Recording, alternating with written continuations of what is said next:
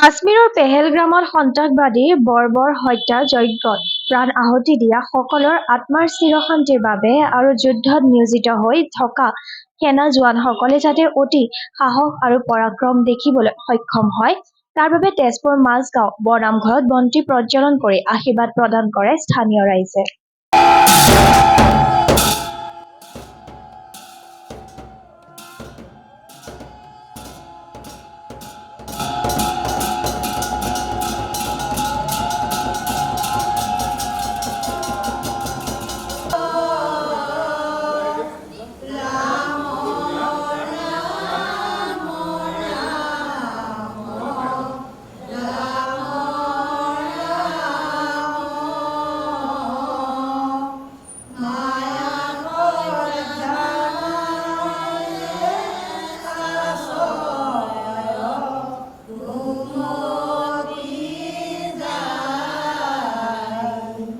ভাৰতবৰ্ষৰ হৈ যিসকল বীৰ জোৱানে তেওঁলোকে যি পৰাক্ৰম দেখুৱালে তেওঁলোকক আমি ইয়াৰ পৰাই আমি আশীৰ্বাদ কৰিছোঁ আৰু যাতে তেওঁলোকে আমাৰ ভাৰতবৰ্ষক যাতে উদ্ধাৰ কৰে আৰু পাকিস্তান যাতে নিপাত হওক, তেওঁলোকৰ যাতে শত্ৰুৰ তেওঁলোকে যি শত্ৰুতাৰ আচৰণ কৰিছে তেওঁলোকে যাতে মনত তেওঁলোকৰো সুবুদ্ধি দিয়ক।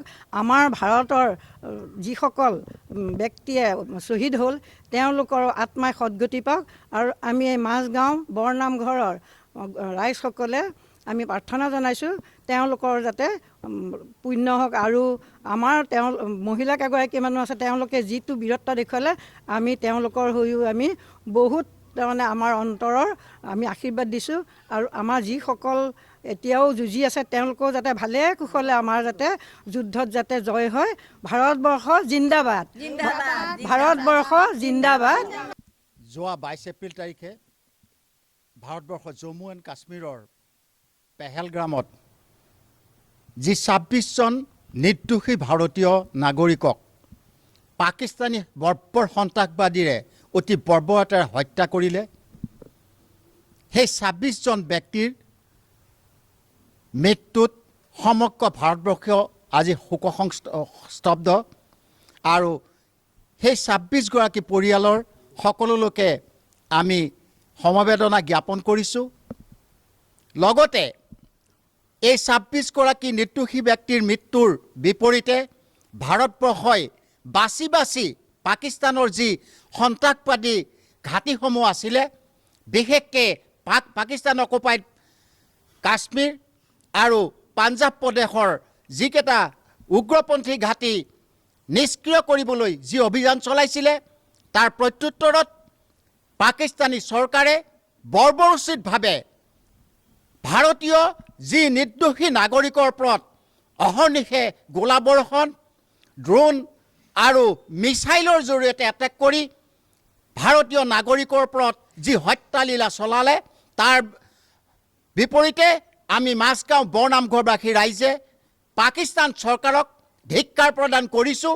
লগতে সেইসকল ব্যক্তিৰ পৰিয়ালবৰ্গলৈকো আমি সমবেদনা জ্ঞাপন কৰিছোঁ।